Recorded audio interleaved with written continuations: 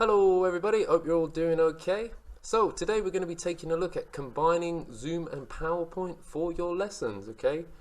So the aim is to create more engaging and interactive lessons for the students and also make it a lot more fun for them, okay?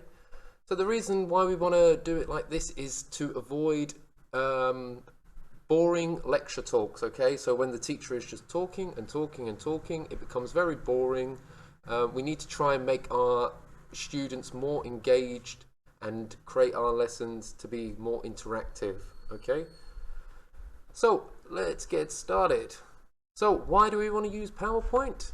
We have complete freedom of lessons design and creativity. Okay, so once you get a bit more familiar and comfortable with PowerPoint, you can really create beautiful lessons and in the way that you feel is perfect for your students. Another great thing about PowerPoint is you can create templates that can be easily edited and reused. So what that means is you can create a generic template. You don't have to keep creating new PowerPoints every time. You can create a blank one, okay, like a universal one, and then just add in the words for each lesson and just keep it the same. Okay, so after a while you see that it does save you a lot of time. Okay, you can also use all forms of multimedia on PowerPoint. You can have images, video, audio. You can even put web pages in there. Okay, and also just wanted to add to that projectors will be installed in the classroom. So now is a good time to practice PowerPoint, because when we install all these projectors in your classrooms, when you use PowerPoint, it's a lot better. It's a lot better for the students than writing on the whiteboard and everything. You can, really plan out your lessons and everything with your PowerPoint. And also, just like now that you're seeing, you can enter full screen mode to make the lessons look more professional. Okay, so you can't see my web browser, you can't see my my files in the background. You can just see the screen. Okay, so really handy for that aspect. It looks a lot nicer, and this is how students will see it on Zoom. Okay, so yeah, it looks a lot more tidy. Okay, so today we're going to be focusing on the lesson structure, how to structure a Zoom lesson with PowerPoint. Okay, at the end we're just going to touch a little bit on the animations and stuff, but don't focus too much on that, like flash animations and things. I'll show you just very basically how to create a simple animation and then have a little practice with it. See how you feel. If you can test out more things, then that's great. I'll also be giving a PowerPoint template attached to this video somehow, so you can have a little play around with yourself and explore. Okay, so the lesson structure. To get started, give students a lesson plan. Okay, give them an idea of what's happening in the lesson, if you're going to be, what time your Zoom meeting is going to be, if you're going to be using any external sites such as live worksheets, Nearpods or Flipgrid, anything like that. Just keep them informed so they have a little log. It's also nice for everyone, for students, if they want to know, oh, what day did we study that? They can scroll through these pictures and say, yes, here is the student plan. Yep, we did revision on finding the area of a circle or anything like that. It's very easy for the students. Okay. Number 2, introduction, including a learning objective. Okay, so what you want to do is create an introduction for your lesson, very familiar one. I'll show you an example shortly. We want to then add a warm-up to our lesson. Now, it's down to your discretion of what you feel the right warm-up is for that lesson. Okay, if you're doing a lot of reading exercises, then maybe tongue twisters are a good warm-up to start with. If you're doing a bit of critical thinking, maybe riddles, or if you're doing logical thinking, maybe some anagrams or countdown. Like I said, it's up to your discretion. Okay, there's a lot more warm-up ideas out there. These are just some to get you started. And then after this, after you've completed the introduction, you've done a warm-up, then I think that's the right time to take attendance. Okay, because it's not too much of a big deal if a student misses a warm-up, if they're a little bit late. Okay, you've given a bit of time, you haven't just dived straight into the lesson, because let's face it, in the real world, everyone's always a little bit late for Zoom. Okay, so, you know, you've given it a bit of time, you've done a warm-up, you've done your introduction, now take attendance, and try and use annotations on the screen. Students really enjoy it. Number 5, teach a lecture with class discussion. Okay, so now, with a maximum to 10 to 20 minutes. Me personally, I think if you're talking more than 20 minutes, the lesson is going in a boring direction, okay? You want to try and just have a brief talk about what you're teaching, why it's important in life, or what you can link it to in life, and then have a discussion with your class about it, okay? Try not to drag on too long, just talking, because it gets really boring. And then what you want to do after that is show some problems to the students and demonstrate how to solve them. Okay, so if you're doing maths or you're doing English or science and you have a problem that the student needs to work out, give them a demonstration of the problem. Show them how to solve it as if it was in their notebooks, okay? Then number 7, get student feedback and respond accordingly. You know, you can just simply ask at the end, is everybody happy with that? And tell them, please be honest with me, because the reason I'm asking this is to help you, you know. Or even sometimes ask your students, if you don't want to ask in the Zoom class, if they're really a bit timid and they don't like to talk, then ask them to send you a message, okay? Then finally, or not finally, students practice questions with annotations, okay? Now, I'm a big annotations fan on Zoom using PowerPoint. So annotations are just pretty much, students can draw on the screen and you can also. Okay, so I'll show you some examples of that shortly. And wrap up the lesson and remind students of homework.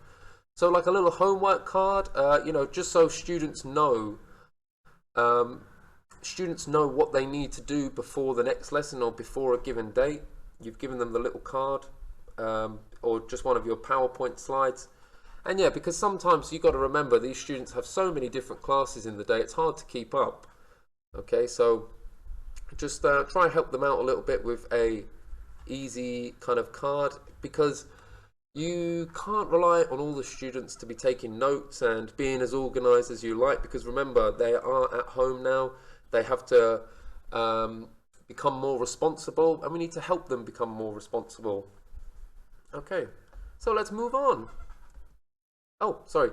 Last thing, add slides and recordings to the Telegram group, okay?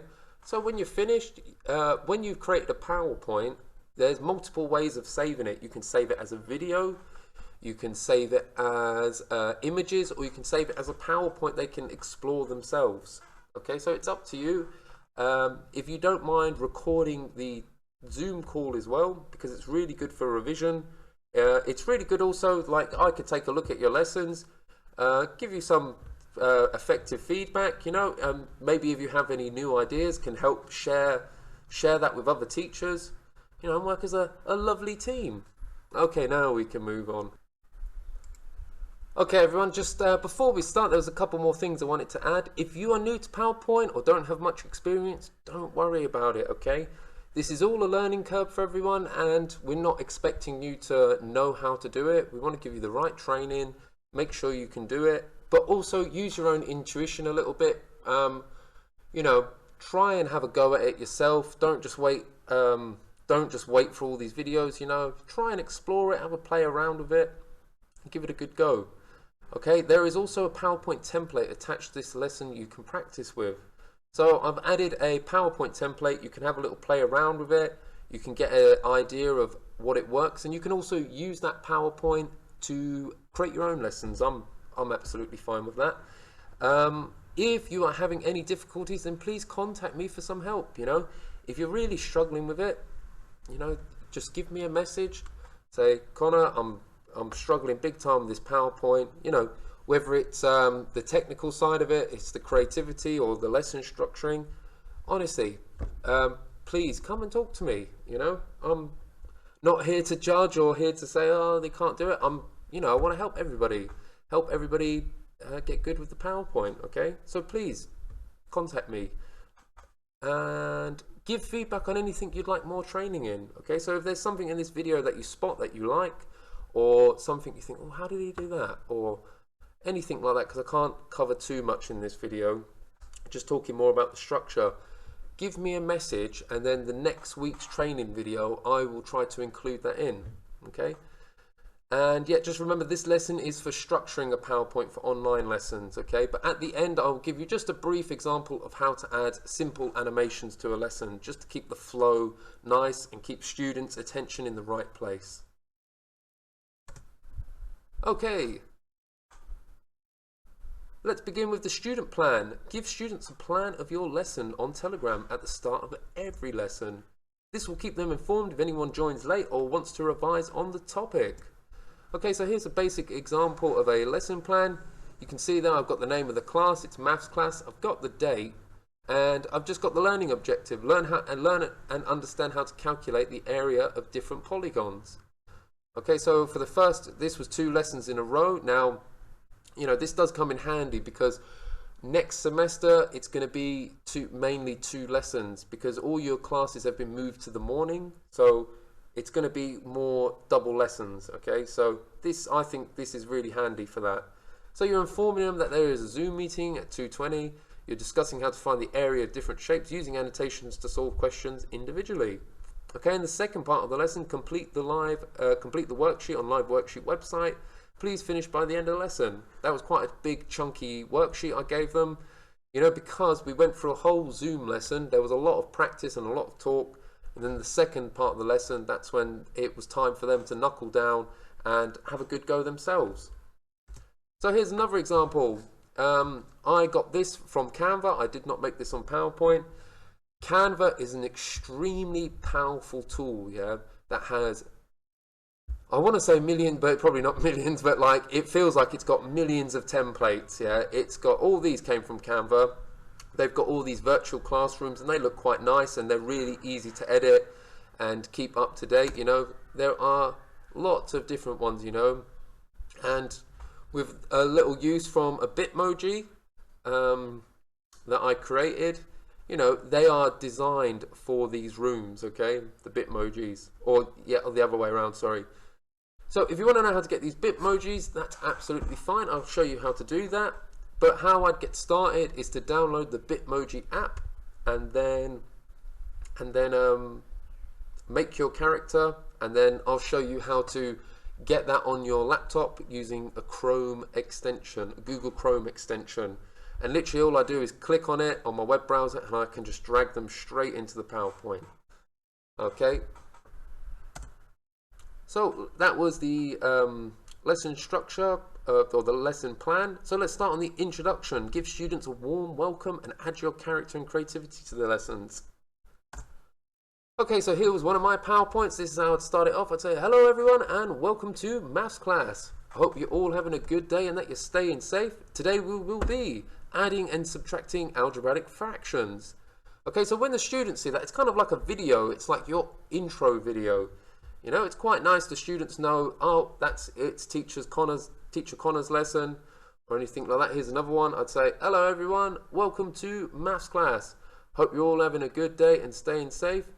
Today you'll be learning with me, Teacher Connor, and today we're going to be taking a look at ratios. Understanding how to simplify and compare different ratios. Okay, so I'll just cut through that because we don't want to have a bit of time. Yeah, so that was like a little animation setup, you know. I've kind of designed it for the ratios, you know, the golden ratio. My guy's looking at it wondering. If you don't know what the golden ratio is, you should have a look at it. It's quite interesting. Yeah, so that's it. Just for a introduction, I think that's perfect, okay? Just nice and friendly, learning objective, adds a bit of character to the lesson, and looks really good when you record your lessons, and that's the starting point. Okay, so now warm-ups. Okay, so after you had your introduction, have a little warm-up with the students, okay? Get them engaged and active in the lesson. So here's some examples of warm-ups that we've gone through. Tongue twisters. Okay, so she sells seashells on the seashore. How much wood could a woodchuck chuck if a woodchuck could chuck wood? Oh, I've practiced that a lot now. I've mastered that. It's really good for reading, exercising and stuff. And it's also a nice little giggle with the students, okay? It's a bit of a laugh. You know, you want it to be a bit fun. Okay, so I would really recommend, if you don't know much tongue twisters, just ask Google. Google knows hundreds of them. Okay, now the second warm-up, a riddle. A good-fashioned riddle, okay? So Billy's mother had 5 children. The first was named Lala, the second was named Lily, the third was named Lily, the fourth was named Lolo. What was the 5th child's name? Okay, so there's a nice little riddle for students. Some students sit and have a good think about it, and they have that eureka moment when they figure it out, and it's quite a nice little engaging part of the lesson. Okay, it doesn't have to relate to your lesson. A riddle can be on anything. Okay, now the third warm-up, anagrams. Anagrams are a good way for students to get a bit creative and start thinking, help them with their grammar, you know, spellings and things like that. Try and be a bit creative. Okay, so just simple ones like that. You can ask them out loud, or you can ask them to annotate on the screen. Yeah, nice little warm-up, nice and simple. Okay, the next one, picture puzzles. Okay, so depending on your student's age and grade, you know, you've got to sort of adapt these to the right age group. Okay, so like for this one, for example, I give that to some higher students. You know, it's a bit of maths, it's a bit of problem solving, a bit of working out and breaking it down. Really good kind of activity for students, you know, and they can all talk to each other, communicate with each other, and it's a very good experience. And then for something a little bit easier, which one is the top view of the pyramid? Okay, so now this is more of a visual thing, you know, students are kind of looking at it and trying to work it out. Okay, now this one might be a little bit easier for younger students, but there are thousands of these on the internet. Now we have countdown, okay? So countdown is, what happens is you give students a selection of letters, okay? And what the students have to do is try and get the biggest word, the word with the most letters, with what you've given them, okay? So I actually did it 2 different ways sometimes. It was all about just finding the biggest word, or it was who can make as many words as they can, you know, and use the most letters. You know, you can sort of range it a little bit and change it up a bit, whatever you feel your students need. Okay, now there is also a maths countdown as well. Okay everyone, so countdown with numbers. What you pretty much do is you give students a number, okay, and you say 194. Now you're going to use the next numbers I give you to make that number. Okay, so here's a few numbers that I gave them. This all came from the website, by the way. I will show you the link to how to get this, you know, so you don't have to do all the calculations yourself. It works out the best answer for you. And then just take a look at other students' answers. Stand by with a calculator, of course. So you can start like this. 100 plus 4 is 104. So we have used the 100 and we have used the 4. Okay, the next thing we can do, 104 minus 7, okay, equals 97. So we have used the 7. 3 times 9 equals 27. So we have used the 9 and the 3. Okay, and now what we can do is 27 minus 25. And that gives us 2, so we have used the 25. Now, what we can do with our equals answers is, with our 2 and our 97, we can just multiply them together, and that has given us 194. Okay, and that's a perfect score. That's all the numbers used. Okay, so if your students can't use all the numbers, you would, the top score obviously is the person that used the most numbers. Okay. So that's it, guys. You can download Countdown, not download, sorry, but you can use a website, the Countdown website, and it will give you all the information, you know, the best calculations for whatever numbers it gives you, and also all the, no, not riddles, not anagrams, sorry, not picture puzzles, Countdown, yeah. So it will give you all the possible words with the letters that it has given you, okay? Okay, let's move on to attendance. Attendance. Students use annotations to mark themselves present in a Zoom meeting. Okay, so that pretty much speaks for itself. What I did was I got all the students' names, put them in a bit of a column, 3 columns like this with some boxes. And what I'd get them to do is tick on the screen using annotations. Okay. If you haven't used annotations before, or your students haven't, this is a good kind of way to get them to practice, okay? It's a bit of accuracy, it's a bit of practice, and you can sort of stay on this screen for a little while, because what you will see the first time, students using annotations for the first time, you'll have massive ticks on the screen and anything like that. But if you wait a minute and say, keep trying, try and tick the box, okay? They'll eventually get it. Okay, so it's a really kind of good way for them to practice annotations and also feel a little bit part of your lesson. They're kind of engaging it and ticking themselves in. It's a nice little feature. Okay, so just design it to however your class is, you know. Rob sent me a really nice one that he did. It was like a sky and some kids in the background, you know. Be creative as you want with it. This is just a very bland and basic one that I did for secondary students. And yeah, I use some a little silly bitmojis, but just adds a bit of characters to the lesson. Okay, moving on. Lesson start. Try to find a way to connect the topics on how it can be implemented in real life, and ask for student feedback. So let me give you an example of that. So back to ratios. What are ratios? Ratios are used to compare different quantities. In this lesson, we will look at what ratios are, how we deal with ratios of different measurement units, and that ratios can be simplified. So if we bought an orange cordial drink that was 3 parts of orange and 8 parts water, it would look like this. Okay, so we have given a very clear visual understanding of ratios. Okay, so a bit of orange squash in a glass, you need 3 parts orange squash, 8 parts water. Okay, and that will give you the perfect orange squash. Okay, so it's just kind of an example how instead of just talking about ratios, try and link it to something. Okay, yeah, if you're doing English, you know, or science, try and link it to something in real life. So here was something that I encountered. We were doing with my math students in my old school. We were multiplying and dividing numbers by powers of 10. And I dived in and I started teaching the maths and the formulas and everything like that. And I know some of the students were asking, why are we going to use this in life? Where are we going to use this in life? Okay, so what you want to do is avoid that and try to give them an answer for that. You know, don't just say, I don't know where you're going to use it in life. I'm just following the book. You know, never say anything like that. When we are working with very large or small numbers, sometimes it's not very practical to write all the numbers out. So I showed them a big, massive number like this, okay? And I sort of said, like, numbers can sort of be encountered like this when people are looking into astronomy and space and things like that. Then all these big numbers can start to appear. And then I said, we can shorten these numbers by multiplying or dividing the numbers by powers of 10. So I said, you can either choose to write that big long number out, or we can use a multiple of power of 10. So that's 1.2 times 10 to the power of 26. It's a nice, easy way to write it out. And then I also showed them for smaller numbers. Okay, so say there's very, very tiny numbers. You can also use 8.2 times 10 to the power of negative 15.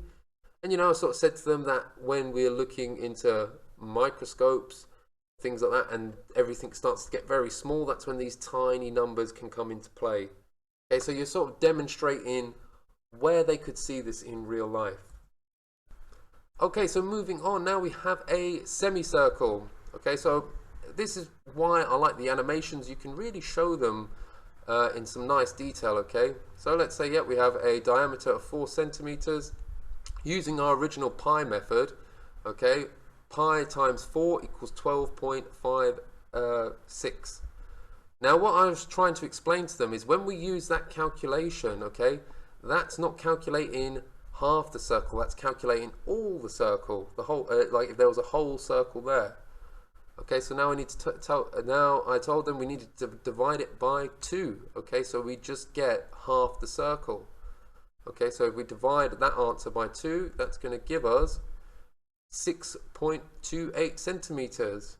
But wait, we're forgetting a part. You see, I used another little animation there for that to jump in. When we've divided by 2, we're not actually including this side of the semicircle. So we need to add that on, okay? So I'd say 6.28 centimeters plus 4 centimeters equals 10.28 centimeters. Hurrah! And that's it, finished. Okay, so that's kind of like just an example of using the animations, and then you can give these slides to your students, you know, little just formula boxes of how to approach questions.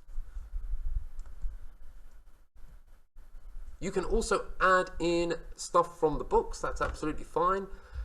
It looks quite nice and neat. It's better than having a PDF document open and kind of going through it, because you can adapt it for your lessons, okay? So this is a part where I was trying to explain negative numbers to younger students. Okay, so yeah, you know, I thought the book is using a really good example. Rather than creating my own flashy animations, I'll use the book. So I took this from the book. I did delete the background. That's the only special thing. As you can see the white inside the O's and dots because I didn't go too mad. I'll show you quickly how you can delete the background at the end of this video. Okay, moving on to annotations. Use Zoom annotations to see how students interact with the questions and give them instant feedback. Okay, so I'd like to show you an example of how I think annotations are really nice for your lessons and how you can see exactly what students are getting into. Okay, so as you can see, I've put some names on the top. You know, I've read them out and I've asked the students, is anybody okay? Okay, wait, so that's just one of the students. Anybody not sure of how to solve the problems? Me. Who's me? Mr. T. Mr. T, okay. So for question 4, Mr. T, you are going to work out the circumference. So what's the formula? Yeah, alright. Just tell me the formula, I know how. Just tell me the formula that I know how. Okay, so what you're going to use, Mr. T, is you're going to use I times the diameter. Then you're going to divide that by 2. And then you're going to add on your flat edge. SIVJU has started. Okay, so you can see it's very nice for giving students some feedback. You know, you can give them instant sort of annotations on the screen yourself and they can fill it out nice and quick and easy. As you can see, I'm giving more feedback to them on how to solve the problems. And the nice thing is that the whole class can see it. Okay, so if they're not sure, because you're explaining it to one of the students, you're actually explaining it to all of them. Yeah, they got through that quite nicely. Yeah. Okay, so there are different ways you can lay out your PowerPoint slides for annotations, okay? Now, with younger students, what I tend to do is, instead of having 6 questions, I'd normally have 4, maximum 4 in each sort of corner of the screen, and make this box a lot bigger. Because these students were a little bit older, they're a little bit more accurate. But I have also had younger students that can do it on their phones with their finger and they're fine with this size. The best way I think to plan it is to create a slide, okay, start a Zoom lesson on your laptop on your own and then join with your phone, okay, join the Zoom class with your phone and have a practice and see how easy it is. Have you left enough space? Can the student zoom in that far? You know, test it out before you give it to your students. Okay, and there's lots of different ways you can design and develop them for student annotations. They really enjoy it. If you want to do things like matching and stuff, they can do that. Sometimes it just adds that interactiveness to the lesson, rather than them just talking and waiting for people to talk. Okay? Okay. So another nice feature I'd like to show you is something called no hands, okay? If you have problems with your students going, me, I want to do it, then you can use this called no hands, where it's all up to fate. It also keeps students very focused on the screen, because when you click this, it chooses random names, okay? You input all your class. If anybody wants this, if anybody would like this quite quickly, if they feel they really need it in their class, please let me know. And if you send me a list of your class names, I'll be happy to make one for you. Okay, so you just say, so who's doing question 1? Boom. Who's doing question 2? Done. Question 3. Yeah, and question 4, you know, and it will do it in a very nice way. It won't keep reusing students, and you can really adjust it to how you want. Okay, so here's a little game that I was playing with the students, you know, just to make it a little bit more fun. For example, I'd write the students' names in the boxes, but before it'd look like this. Okay, so I'd write the names first, and I'd be like, so on the red team, whoever can solve the questions first is the winner. Same for blue team, and then I'd write their names in and I'd say, okay, ready, go, like that. And then they'd fill in the answers as quick as they can, but I would also make it a little bit more dramatic by adding some music.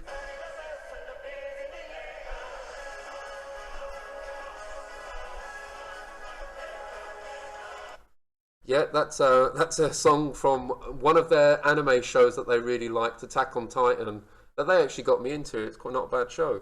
Okay, and then the winner, you can set up PowerPoint, okay? So you click it, and boom, they'd be the winner.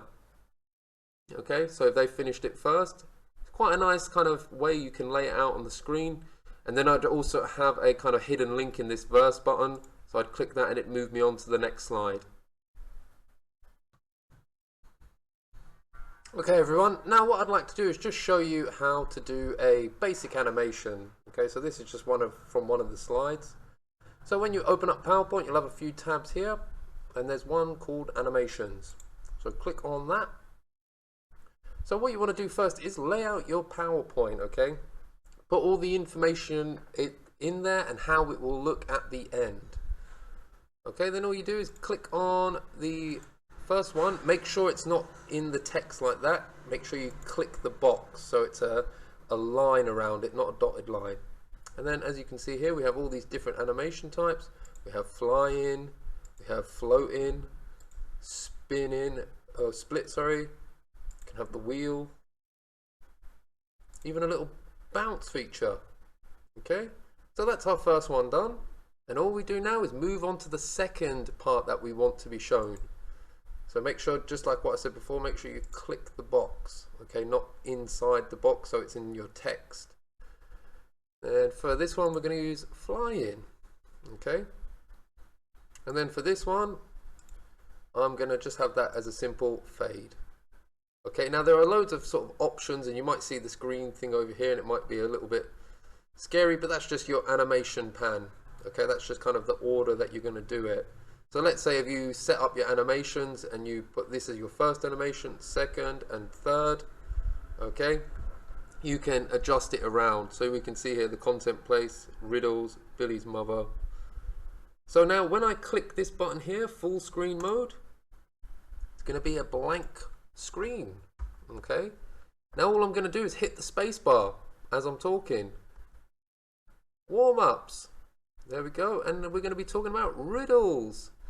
And then Billy's mother had 5 children, blah, blah, blah, blah, blah. So that's all it is. Okay, and then like what I said before, if you can adjust these around a little bit. But I just think, so see there, you've got the number 1, that's going to be the first animation. That's going to be the second animation. That's going to be the third animation. So all you do is open it up. You can either click the screen. Oh, subtitles are on. Or you can press the space bar. It's entirely up to you. But that's just how to do some very basic animations. That works for pictures, videos, audio, everything. Okay, so that is the best way to get started with PowerPoint. Alright everybody, I hope you all found that okay, and if anybody has any questions or any difficulties, please let me know and we will go through it. One more thing I'd like to show you actually before we finish it off is something you can play around with. So it's not just the animations that can be quite nice. So look here, for example, right? Let's say I wanted this word here, riddle, to move and be a little bit bigger. All I'm going to do is copy and then click under it, paste it with keep source formatting, paste it there so it keeps the background. So now I'm on slide 1 and slide 2. Let's say I move this down here, make it a little bigger. Okay. Now the magic transition. So all your transitions, okay, they're kind of like I don't really know what's going on with that, but the one that you want is morph. Okay, so now when I enter full screen like this, my animation appears. I see the mistake. I've still got the old animation. It's brought the animation over. Okay, so what I want to do now is delete that animation. To delete the animation, I just click on here, or I can click this number 1 here, and click the delete button on your keyboard, and that will remove it. So now let me show you that again. Here we go. We have riddles. And look at that, we have a lovely little morph. It's gotten bigger, we can do it, you can play around with it. Even if, let me copy that again. Keep source formatting. Okay, now even if I want to move that out of my screen like that, make sure the morph animation is clicked. Okay, so let's try that again, see how that looks. Riddles. Boom. Whoa. Some lovely easy little animations. Look how quick and easy that was. Okay, it's just something you practice and get a little bit used to with. Okay everyone, thank you very much. Have a lovely day. Peace.